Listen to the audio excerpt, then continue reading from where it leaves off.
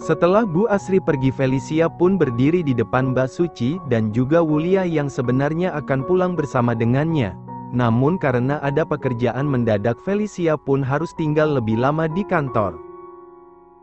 "Kalian lebih baik pulang aja dulu deh sana, biar aku ngebersihin dulu ruangan Pak Ziko," sahut Felicia. Bu Asri memang beberapa kali meminta Felicia untuk membantu menggantikannya untuk membersihkan lantai 30, yaitu lantai presidirnya, jadi Felicia sudah cukup terbiasa dengan apa yang harus ia kerjakan. Bagi Felicia ini juga termasuk menambah pundi-pundi uangnya karena biasanya Bu Asri menambah uang lemburnya karena untuk uang cleaning service Bu Asri lah yang mengaturnya. Felicia pun mau-mau saja jika disuruh untuk menggantikan beliau saat beliau sedang sibuk atau ada hal yang mendesak seperti sekarang ini. "Kamu beneran gak apa-apa? Atau kita bantu aja biar pekerjaan cepat selesai?" sahut Mbak Suci, namun langsung mendapatkan gelengan kepala kerasa dari Felicia. "Udah, kamu pulang aja, sebentar lagi aku juga bakalan pulang kok," tutur Felicia. "Beneran?" sahut Mbak Suci. "Iya, mabek.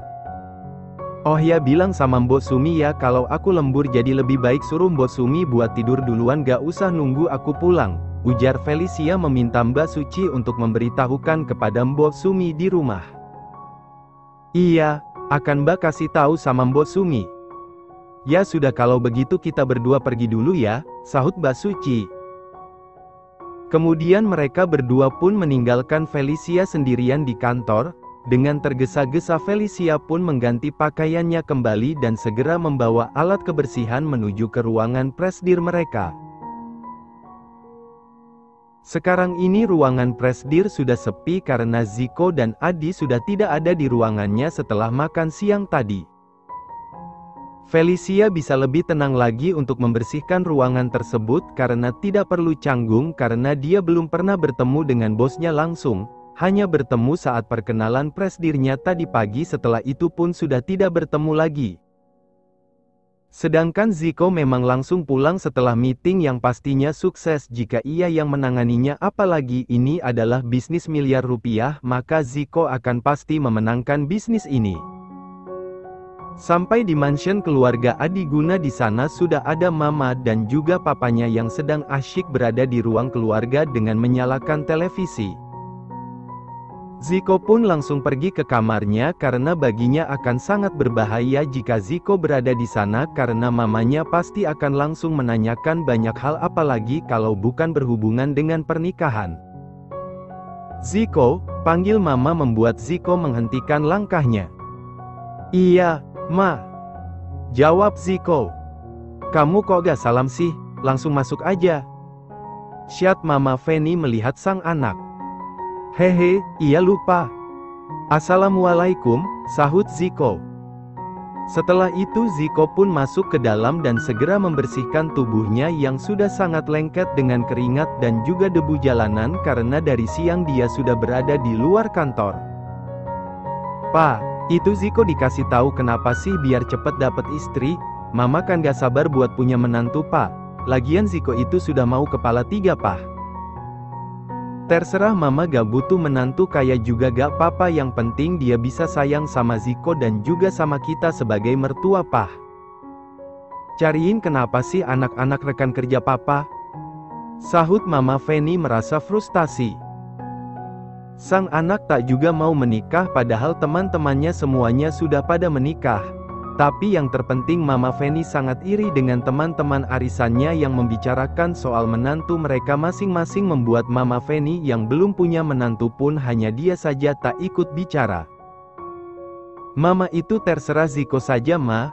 Biarkan dia mencari sendiri jodohnya, dan juga Ziko itu masih kurang 5 tahun lagi juga kepala 3, masih lama, Ma," sahut Papa teguh, membuat Mama Feni kesal dan pergi meninggalkan sang suami.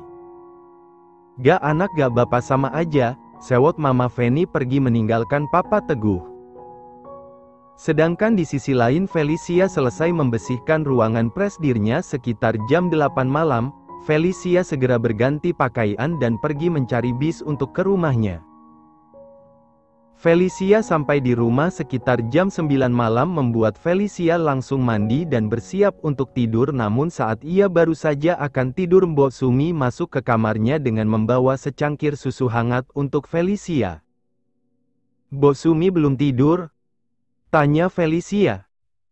"Mbok gak bisa tidur nak kalau kamu belum pulang," sahut Mbok Sumi membuat Felicia tersenyum tipis melihat Mbok Sumi. "Ini Mbok bikinin susu hangat. Kamu segera minum setelah itu langsung tidur ya," sahut Mbok Sumi dan mendapat anggukan dari Felicia. "Iya, Mbok," jawab Felicia. Setelah itu Mbok Sumi pun keluar dari ruangan Felicia. Felicia pun segera meminum minuman hangat yang dibuat oleh Mbok Sumi untuknya.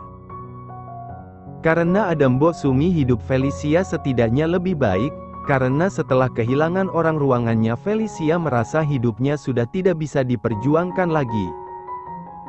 Setelah meminumnya, Felicia baru ingat bahwa dia tadi mendapatkan uang dari para karyawan karena sudah membelikan mereka makanan. Felicia pun segera mengambil tas kerjanya di mana di sana letak uang tersebut. Felicia segera menghitungnya yang alhamdulillah uangnya cukup untuk dia makan besok, yaitu sekitar 100.000. Sekecil apapun akan Felicia syukuri karena bagaimanapun ini adalah rezeki yang Allah berikan untuknya. "Terima kasih ya Allah untuk rezeki hangat udah kau berikan kepadaku," sahut Felicia. Setelah itu dia pun mulai berbaring dan mulai terbang ke alam mimpinya, berharap orang tuanya akan datang ke mimpinya dan saling bertukar cerita tentang kehidupan mereka di alam yang berbeda. Pagi harinya seperti biasa Felicia sudah bangun dan menyiapkan sarapan untuknya dan juga Mbok Sumi. Setelah itu bersiap-siap untuk berangkat ke kantor karena Mbak Suci sudah berada depan rumahnya untuk menjemput Felicia. "Mbok, aku berangkat dulu ya," pamit Felicia.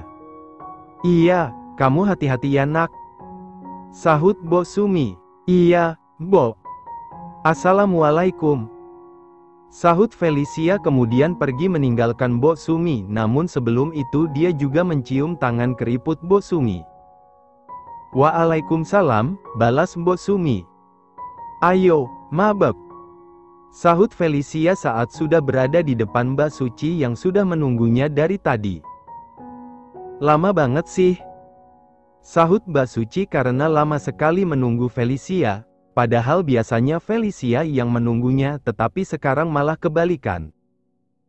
"Iya, tadi aku kesiangan bangunnya jadi ya telat deh," sahut Felicia dengan cengiran di bibirnya.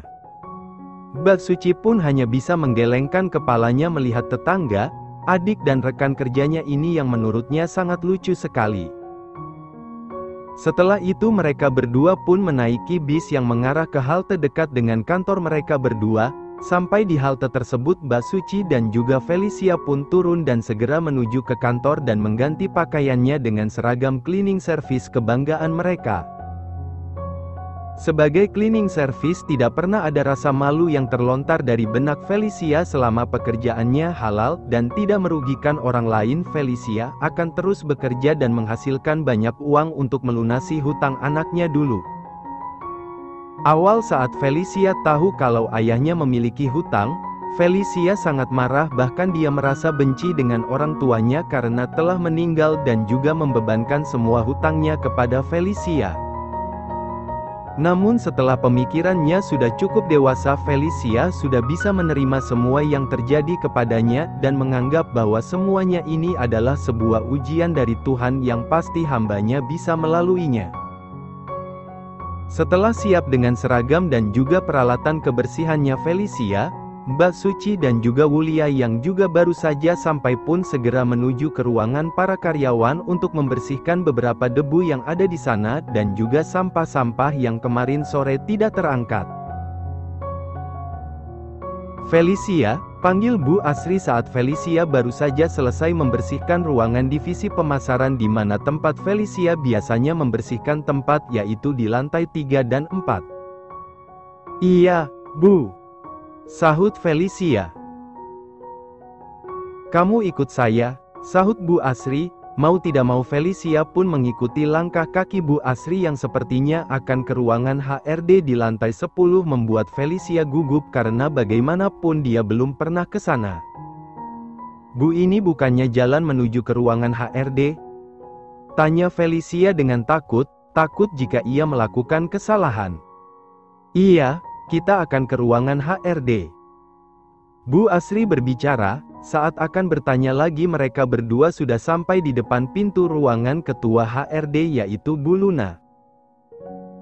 Bu Asri mengetuk pintu dan tak lama beberapa saat mereka disuruh untuk masuk dari dalam membuat Felicia takut, deg-degan dan banyak hal yang ia rasakan sekarang.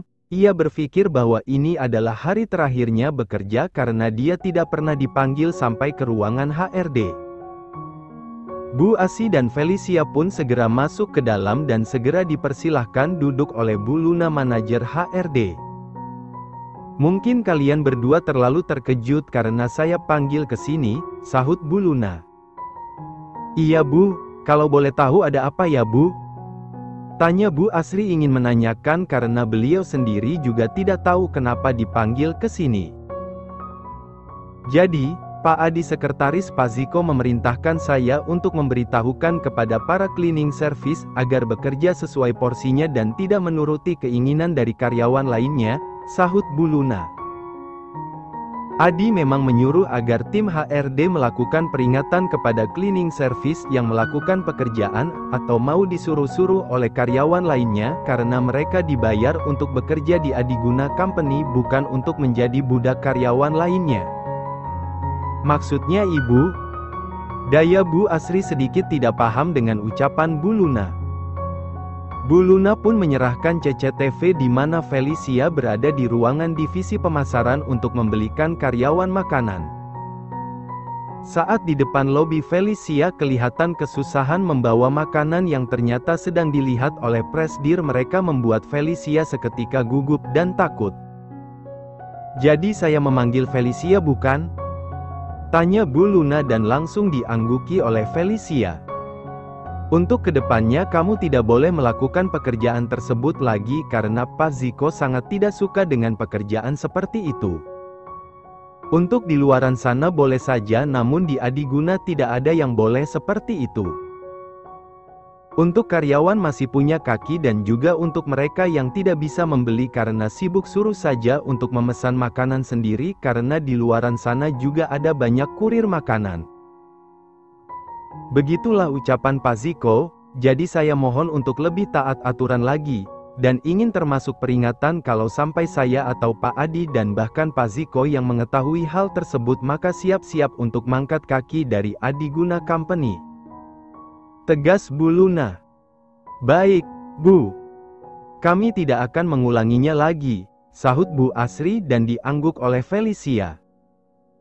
Ya sudah kalau begitu kalian boleh pergi, ucap Bu Luna. Bu Asri dan Felicia pun pergi dari ruangan HRD. Felicia merasa sangat bersalah karena perilakunya Bu Asri menjadi disalahkan di sini. Bu, maafkan Feli ya. Sahut Felicia merasa sangat-sangat bersalah. Udah kamu santai aja, hal seperti itu sudah biasa kok. Oh ya ini buat uang lebur kamu kemarin, makasih ya udah mau gantiin ibu. Sahut Bu Asri. Iya, Bu. Makasih ya, jawab Felicia dengan mengambil uang dari Bu Asri.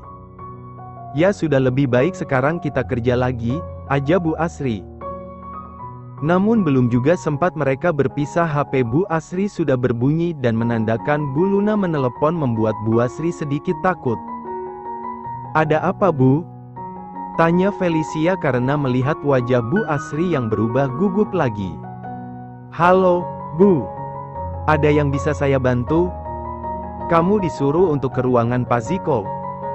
Ucap Bu Luna membuat Bu Asri sedikit gugup. Baik, Bu. Saya akan segera ke sana.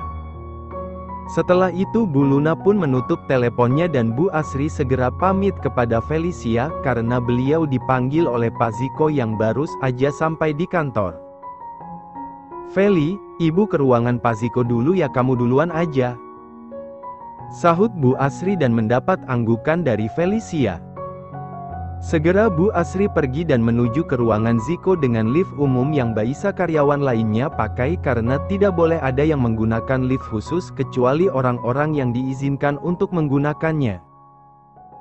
Sedangkan di sisi lain Ziko yang baru saja sampai di ruangannya pun berencana untuk mengerjakan berkas kerjasama yang kemarin sudah ia kerjakan. Namun saat dia baru duduk dan mencari berkas tersebut ternyata berkas-berkas yang menumpuk di mejanya semuanya hilang membuat Ziko kebingungan mencari di mana ia meletakkannya.